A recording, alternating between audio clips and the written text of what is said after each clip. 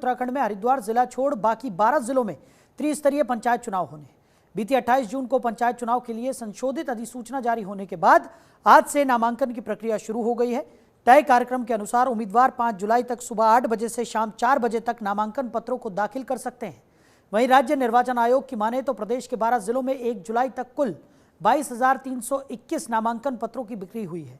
बता दें कि इससे पहले उत्तराखंड में त्रिस्तरीय पंचायत चुनाव को लेकर 21 जून को चुनावी अधिसूचना जारी की गई थी, लेकिन मामला नैनीताल हाईकोर्ट में पहुंचने के बाद 23 जून को नैनीताल हाईकोर्ट ने पंचायत चुनाव के कार्यक्रमों को अग्रिम आदेशों तक के लिए स्थगित करने का आदेश दिया, जिसके चलते 24 जून को राज्य निर्वाचन आयोग ने जारी चुनावी कार्यक्रमों को अग्रिम आदेशों के लिए स्थगित कर दिया था।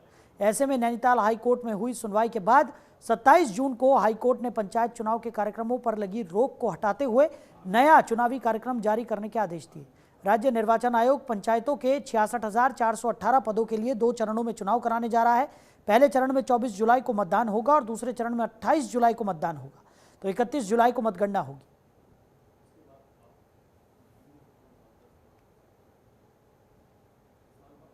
उधर सीएम पुष्कर सिंह धामी ने अपने सरकारी आवास पर राज्यसभा सांसद और बीजेपी भाजपा उत्तराखंड के नवनिर्वाचित प्रदेश अध्यक्ष महेंद्र भट्ट का स्वागत किया। इस अवसर पर सीएम धामी ने उन्हें दूसरे कार्यकाल के लिए बधाई और शुभकामनाएं दी। इस दौरान राज्य महासचिव अजय कुमार भी मौजूद रहे।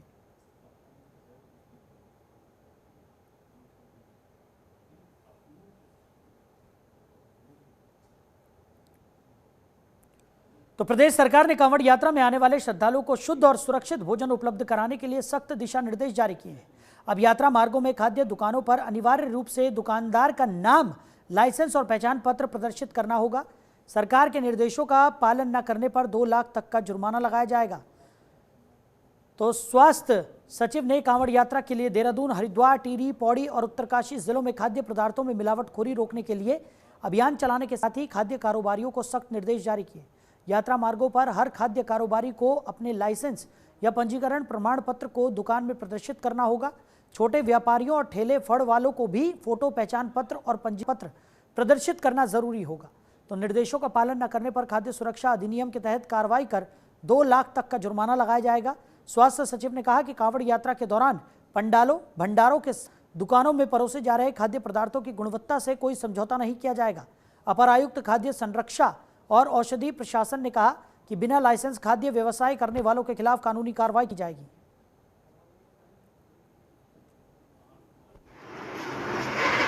देखिए, माननीय मुख्यमंत्री जी द्वारा सख्त निर्देश दिए गए हैं कि जो कांवड़ यात्रा अभी आ रहा है तो वो प्रत्येक यात्री के लिए एक दिव्य, एक भव्य और सभी दृष्टिकोण से यात्री एक अच्छा एक्सपीरियंस ले जाए। और इस बार लगभग 7 करोड़ से भी ज़्यादा कांवड़ यात्रियों के आने की संभावना जताई जा रही है। तो इसी के दृष्टिगत माननीय मुख्यमंत्री जी द्वारा सख्त हिदायत दी गई है कि जितने भी यात्री हैं उनके स्वास्थ्य के साथ किसी भी प्रकार का खिलवाड़ जो है बर्दाश्त नहीं किया जाएगा।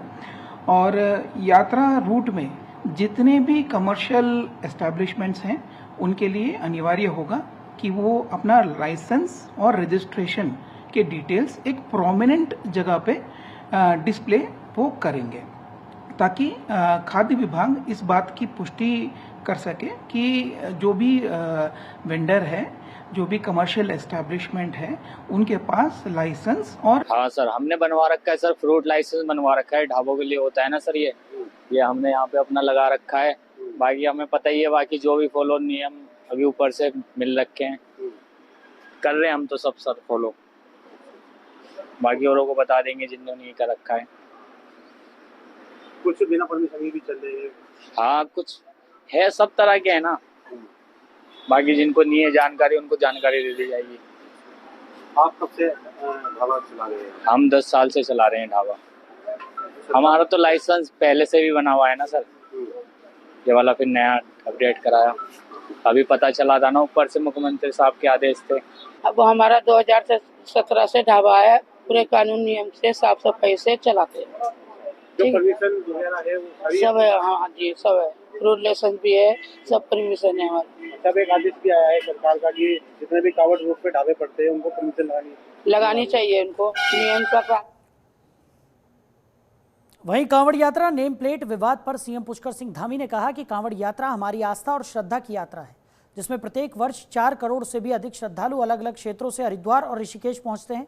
वो सभी मां गंगा का जल लेकर अपने अपने क्षेत्रों को प्रस्थान करते हैं। ऐसे में मिलने वाला भोजन शुद्ध होना चाहिए।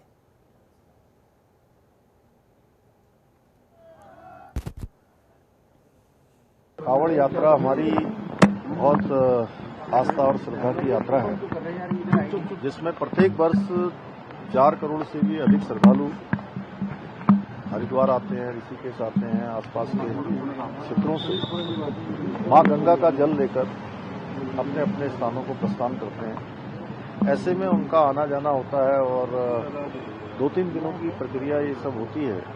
इसमें जो रास्ते भर में जो दुकानदार होते हैं, खाद्य सामग्री जहाँ खाना मिलता है, वो सब शुद्ध होना चाहिए और कहीं किसी प्रकार की मिलावट न हो, कोई असंदिग्ध न हो, उनकी सुरक्षा भी हमारे लिए प्राथमिकता है। इसलिए हमने ये किया है और कल मैं इसकी व्यापक रूप से समीक्षा भी करने वाला हूँ और जो हमारे जनप्रतिनिधियों के, स्टेक होल्डर्स के, जो व्यापार मंडल के लोग हैं, धार्मिक सभा के लोग हैं, गंगा सभा के हमारे प्रतिनिधि हैं, उनके जो सुझाव आएंगे उसके आधार पर हम। तो कांवड़ यात्रा को लेकर जिलाधिकारी के दिशा निर्देश के बाद कांवड़ पटरी की व्यवस्थाओं को चाक चौबंद करने के लिए व्यवस्थाएं दुरुस्त करना प्रारंभ कर दिया गया है। कांवड़ पटरी पर 3 शेड की एक दीवार बनाई जा रही है, जिससे पैदल चलने वाले कांवड़ यात्री हाईवे पर न जा सके, क्योंकि अगर पैदल चलने वाला कांवड़ यात्री हाईवे पर पहुंचता है तो हाईवे पर चलने वाला यातायात उससे प्रभावित हो सकता है। उसी को लेकर 3 शेड की यह दीवार बनाई जा रही है, जिससे पैदल चलने वाले कांवड़ यात्री सुरक्षा के दायरे में अपनी यात्रा को कर सके। वहीं जिलाधिकारी के निर्देश के बाद कांवड़ पटरी पर बिजली, पानी और स्वास्थ्य सेवाओं के साथ सुरक्षा व्यवस्थाओं के लिए भी तैयारी की जा रही है।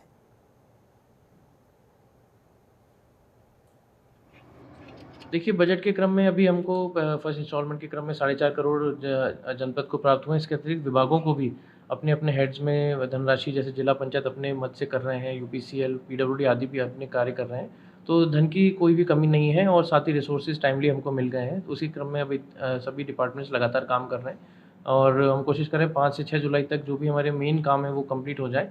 उसके बाद इसका निरीक्षण करेंगे, जो भी कमियाँ होंगी फिर उसको पूर्ण करेंगे। देखिए, बजट के क्रम में अभी हमको फर्स्ट इंस्टॉलमेंट के क्रम में 4.5 करोड़ नहीं, क्या कुछ गलत थोड़ी कहा उन्होंने। अगर मान लिया मैं गणेश जोशी हूँ तो मैं गणेश खान थोड़ी देख लूँगा।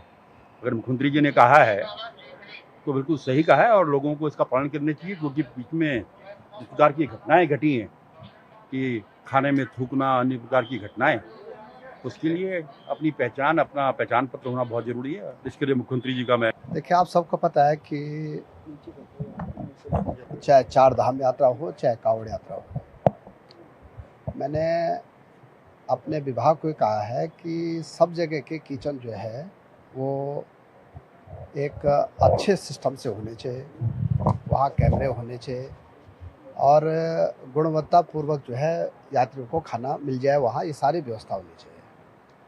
और मुझे बहुत अच्छा लगा कि कई हॉस्पिटलों ने अपने किचन भी ठीक कर ले हैं, कई विश्वविद्यालयों ने अपने जो हॉस्टल जहाँ छात्रावास है वो भी ठीक हो गए हैं। अब जितने 4 धाम यात्रा में हमारे चाहे जितने भी ढाबे चलते हैं, होटल चलते हैं, धर्मशालाएँ चलती हैं, उनको जो है हमारे विभाग के द्वारा जो है एक स्पष्ट निर्देश दिए गए हैं कि उनको क्वालिटी पे ध्यान देना है और मुझे लगता है कि क्वालिटी से काफ़ी। नमस्कार, मौजूद हैं हम इस समय उस कांवड़ पटरी पर जहां से कांवड़ यात्रा गुजरने वाली है, क्योंकि जिलाधिकारी महोदय के अनुसार इस कांवड़ पटरी से ही पूरा कांवड़ का जो यात्री है वो निकलना है और इस कांवड़ पटरी पर इस समय जगह जगह पूरी तरह से तैयारियां शुरू कर दी गई हैं और खासकर से जिलाधिकारी महोदय के माध्यम से निर्देश भी दिए गए हैं कि इस कांवड़ पटरी पर विद्युत आपूर्ति, स्वास्थ्य विभाग की सेवाएं और इसके अलावा अन्य सुरक्षा के मद्देनजर जितनी भी सेवाएं हैं वो सभी सेवाएं दुरुस्त कर दी जाएं, जिसको लेकर के कड़े दिशा निर्देश जिलाधिकारी के माध्यम से दिए गए हैं और साथ ही कांवड़ पटरी पर लगने वाली दुकानों के लिए भी आवश्यक दिशा निर्देश दिए गए हैं, जिनको लेकर के जिलाधिकारी के माध्यम से कहा गया है कि जिन दुकानों पर कांवड़ मेले के दौरान लाइसेंस या उनके प्रमाण पत्र नहीं होंगे उन पर आवश्यक कार्रवाई की जाएगी। चालान की कार्रवाई भी उन दुकानों पर की जा सकती है। मैं कैमरामैन से कहूंगा कि एक बार व्यवस्थाएं दिखाएं कि किस प्रकार से अभी तक टीन शेड का कार्य जो है वो कावड़ पटरी पर किया जा चुका है। कुछ दुकानें भी लगी हैं। मुख्य मार्ग पर यानी हाईवे पर ना जा पाए, क्योंकि हाईवे पर जाते हैं तो यातायात की व्यवस्था भी सुचारू रूप से नहीं चल सकेगी। ऐसे में ये व्यवस्थाएं कावड़ यात्रियों को एक मार्ग से, जो कि कावड़ पटरी कहा जाता है, उसी मार्ग से निकालने के लिए एक बेहतर इससे विकल्प नहीं हो सकता, क्योंकि मेन हाईवे पर वाहनों की कतारें भी लगातार चलती रहती हैं। तो वाहनों की आवाजाही किसी प्रकार से भी अवरुद्ध ना हो, उसको लेकर भी खासा ध्यान रखा जा रहा है। वहीं इस कावड़ पटरी पर इलेक्ट्रिसिटी की व्यवस्था यानी प्रकाश की व्यवस्था, पीने के पानी की व्यवस्था, स्वास्थ्य सेवाओं की व्यवस्था, जिलाधिकारी के निर्देश के बाद ये सभी कार्य इस कावड़ पटरी पर किए जा रहे हैं। अपने सहयोगी कैमरामैन के साथ मनोज कश्यप, जनतंत्र टीवी, हरिद्वार। नमस्कार। तो वहीं उत्तराखंड में आयोजित होने वाली नंदा राजजात यात्रा की तैयारियां भी शुरू हो गई हैं। नंदा राजजात यात्रा पर पड़ने वाले पुलों का ऑडिट होगा। नंदा राजजात यात्रा होने जा रही है और 12 साल के बाद ये नंदा देवी राजजात यात्रा होने जा रही है। इस साल 4 लाख यात्रियों के आने की संभावना जताई गई है। यात्रा मार्गों को दुरुस्त करने और आवश्यक व्यवस्थाएं बनाने का काम किया जा रहा है।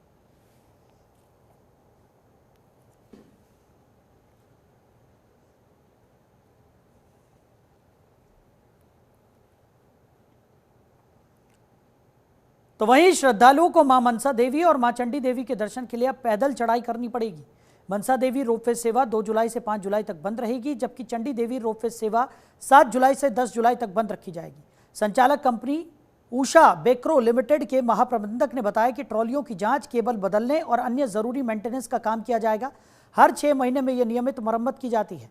उषा बेक्रो कंपनी के महाप्रबंधक ने बताया कि रोपवे सेवा पिछले 4 दशक से अधिक समय से बेहतर सेवा का संचालन कर रही है। उन्होंने कहा कि किसी प्रकार से कोई हादसा या किसी यात्री की जान जोखिम में नहीं पड़ी। सफल संचालन के चलते ही उनकी कंपनी को इस सेवा दायित्व दिया जाता है और कांवड़ में यात्रियों की संख्या इस कदर बढ़ती है कि कई घंटे वेटिंग में रहकर लोगों को उपयुक्त साधन उपलब्ध कराए जाते हैं।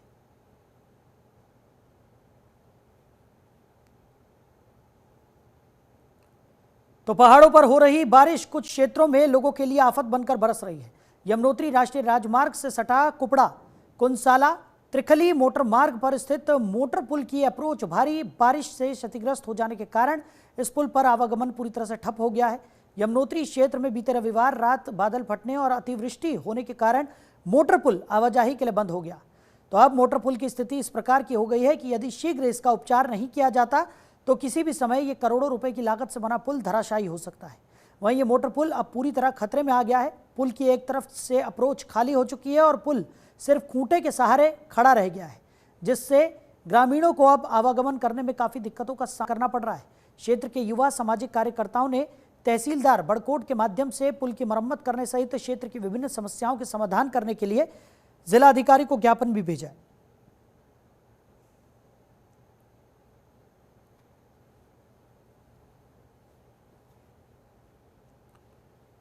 तो ये मोटर पुल भी पूरी तरह से क्षतिग्रस्त हो गया है। तस्वीरों में आप देख सकते हैं बारिश के कारण ये पुल टूटने के कगार पर है। आवागमन में ग्रामीणों को खासा परेशानियों का सामना करना पड़ रहा है। जल्द से जल्द इस पुल की मरम्मत होना बेहद ज़रूरी बताया जा रहा है। तो कुछ दिनों से लगातार हो रही बारिश के चलते अवरुद्ध हो रहे मार्गों पर जेसीबी मशीनों की तैनाती समेत संबंधित विभागों से मार्ग सुचारू करवाने के लिए विशेष इंतजाम किए जाने की मांग पूर्व प्रमुख पोखड़ा सुरेंद्र सिंह रावत ने की। उन्होंने कहा कि चौबट्टा खाल क्षेत्र के लोगों को कोटद्वार जाने में आजकल जान जोखिम में डालकर यात्रा करनी पड़ रही है। उन्होंने कहा कि जगह जगह बने लैंडस्लाइड जोन लोगों की सुविधा के लिए विशेष इंतजाम किए जाने चाहिए। रोड के बाधित होने पर तत्काल प्रभाव से सड़कों को खोलने के इंतजाम होने चाहिए, जिसको लेकर संभावित लैंडस्लाइड जोन पर जेसीबी तैनात होनी चाहिए और मलबा आते ही उस मार्ग को सुचारू करवाने के लिए कार्रवाई होनी चाहिए। एक स्पेशल टास्क फोर्स का गठन करें जो कि आपदा दुर्घटना के साथ साथ ऐसी स्थिति आने से पूर्व लोगों को सुरक्षित आवागमन सहायता भी प्रदान करे। देखिए भी जो लोग आज जैसे कि आप देख रहे हो कि विगत 3 दिनों से लगातार जो है बारिश हो रही है। बारिश भी ऐसी हो रही है कि बहुत ज्यादा तेज बारिश हो रही है। तो आज जैसे कि लगातार हम देख रहे हो कि हमारा जो बहुत ही डेंजर जोन जो हमारे जो चौबट्टा खाल के लोग आते हैं, आज कोरवार में भी जो है कोरवार से आगे पुल टूट गया है और उसके बाद जो है कोरार और दुगड्डा के बीच में जो खतरा बना है वो बहुत ही खतरनाक हो रखा है। और कुछ ही दिन पहले जो है सतपुली और जो गुमखाल में जो नया एनएच का जो काम चल रहा है वो बहुत ही ज़्यादा वहाँ पे डेंजर जोन हो रखा है। और उस डेंजर जोन में कुछ ही दिन पहले हमारे पोखरा की एक गाड़ी बहुत ही ज़्यादा डैमेज हो गई थी और बाल बाल बचे वो लोग। तो मेरा कहने का मतलब ये, मैं लोक निर्माण विभाग से और मैं नेशनल हाईवे जो हमारा डिवीजन है, मैं उनसे निवेदन करता हूं कि भाई जो भी डेंजर जोन है उनको जब भारी बारिश हो रही है, एक तो वहां पे जो है आवाजाही। तो हरिद्वार के बहुचर्चित बीजेपी नेत्री के अपनी नाबालिग बेटी से रेप कराने के मामले में अब कई स्थानीय नेताओं की मुश्किलें बढ़ सकती हैं। पुलिस हेडक्वार्टर के निर्देश पर हरिद्वार के एसएसपी ने मामले की बारीकी से जांच के लिए एसआईटी का गठन कर दिया है। एसपी सिटी की अगुवाई में बनाई गई 8 सदस्यीय एसआईटी मामले की जांच को आगे बढ़ाएगी। तो सूत्रों के मुताबिक एसआईटी की जांच में प्रकरण में शामिल रहे अन्य नेताओं का नाम भी चार्जशीट में शामिल किया जा सकता है। एसएसपी का कहना है कि इस मामले में पुलिस बिना किसी दबाव के ठोस जांच पड़ताल कर रही है। आगे जो भी तय तथ्य सामने आएंगे उनके आधार पर कड़ी कार्रवाई की जाएगी। एसआईटी बहुत जल्द चार्जशीट भी दाखिल कर सकती है। इसमें किसी प्रकार का कोई भी कहीं पर भी कोई ऐसा दबाव नहीं है किसी भी प्रकार का। इसमें माननीय मुख्यमंत्री जी का प्रथम दिन से ही ये था कि आप इसकी बिल्कुल गहनता से जांच करें। जैसे ही सूचना पुलिस को प्राप्त हुई थी, पुलिस ने तत्काल इसमें अभियोग पंजीकृत करते हुए जो भी इसमें जो पीड़िता द्वारा जिन भी लोगों को बताया गया था उनकी तत्काल अरेस्टिंग की गई। तीनों की अरेस्टिंग करके तीनों ही अभी हिरासत में हैं, न्यायिक हिरासत में भेजे गए हैं। और इसमें जो साक्ष्य संकलन की जो कार्रवाई है, क्योंकि मामला बड़ा था और इसमें और ज़्यादा हमारे संसाधनों के लगने का अनुमान था, इसलिए डीजीपी साहब के ही निर्देश पर पीएचक्यू के स्तर से एक एसआईटी का गठन किया गया है और इसमें जो भी साक्ष्य संकलन किया जाएगा बिल्कुल टॉप। तो महिला कांग्रेस की प्रदेश अध्यक्ष ज्योति रौतेला ने हरिद्वार में बीजेपी नेत्री द्वारा अपनी बेटी से रेप कराने के मामले में पीड़ित बच्ची से मुलाकात कर उसका हाल जाना। पीड़ित बच्ची से मिलने के बाद महिला कांग्रेस के प्रतिनिधि मंडल ने एसएसपी प्रमेंद्र सिंह डोभाल से मुलाकात की और मामले की निष्पक्ष और तेजी से जांच कराने का आग्रह किया। एसएसपी की ओर से कांग्रेस नेत्रियों को प्रकरण की जांच के लिए एसआईटी गठन के बारे में जानकारी दी गई और निष्पक्ष जांच के लिए भी आश्वस्त किया गया। महिला कांग्रेस की प्रदेश अध्यक्ष का कहना है कि मामले में जो भी दो उसे बख्शा नहीं जाएगा। उन्होंने कहा कि पीड़ित बच्ची काफी डरी हुई और मानसिक तौर पर अस्थिर है, इसलिए उसके रिलीफ के लिए भी प्रशासन को कदम उठाना चाहिए। सर, एक महिला होने के नाते एक बच्ची के साथ जिस तरीके की घटना घटी उसके कुछ कंसर्न थे, तो फिर मैंने एसएसपी हरिद्वार को उनको फ़ोन करा। मैंने कहा कि मैं आपसे मिलना चाहती हूँ और उस बच्ची का एक कोई डर था, कोई कंसर्न्स थे, उसके बारे में मेरी बात हुई। बस यही हम लोगों ने उनसे बोला और वो खुद भी इस चीज़ को असर कर रहे हैं कि जो विवेचना है वो सही डायरेक्शन में हो रही है और हम उम्मीद करते हैं उस बच्ची को न्याय मिले। जो बच्ची के मन में थोड़ा सा डर है वो नहीं होना चाहिए, उसी के रिगार्डिंग में। उधर ऋषिकेश गंगोत्री हाईवे पर जाजल फकोट के बीच में कांवड़ यात्रियों का ट्रक सड़क पर पलट गया। वाहन में लगभग 19 कांवड़ यात्री सवार थे, जिनमें से 3 की मौत हो गई। दुर्घटना की सूचना पर स्थानीय पुलिस प्रशासन और एसडीआरएफ टीम तत्काल मौके पर पहुंची और रेस्क्यू अभियान चलाया। घायलों को प्राथमिक उपचार के लिए प्राथमिक स्वास्थ्य केंद्र भेजा गया, जहां उनका इलाज किया जा रहा है। कुछ गंभीर घायलों को एम्स ऋषिकेश और नरेंद्र नगर अस्पताल रेफर किया गया है। वहीं इस हादसे पर सीएम धामी ने दुख प्रकट किया। सीएम धामी ने एक्स पर पोस्ट कर लिखा कि ईश्वर से हादसे में दिवंगत हुए लोगों की आत्मा की शांति और घायलों के शीघ्र स्वास्थ्य लाभ की कामना करता हूं। घायलों को हर संभव उपचार उपलब्ध कराने के लिए जिला प्रशासन को निर्देशित कर दिया गया है।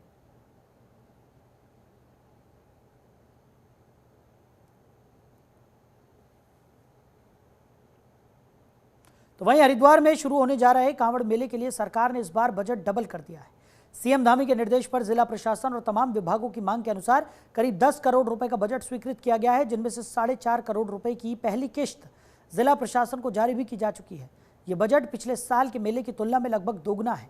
कांवड़ मेला 2024 करीब 5 करोड़ की लागत से संपन्न कराया गया था, लेकिन बढ़ती श्रद्धालुओं की संख्या और उनकी सुरक्षा व्यवस्था के लिए किए जाने वाले इंतजामों के लिए इस बार ज्यादा बजट की मांग की गई है। डीएम का कहना है कि इस बजट से सड़क, पेयजल, बिजली, टॉयलेट और बैरिगेटिंग लगाने जैसे काम कराए जाएंगे।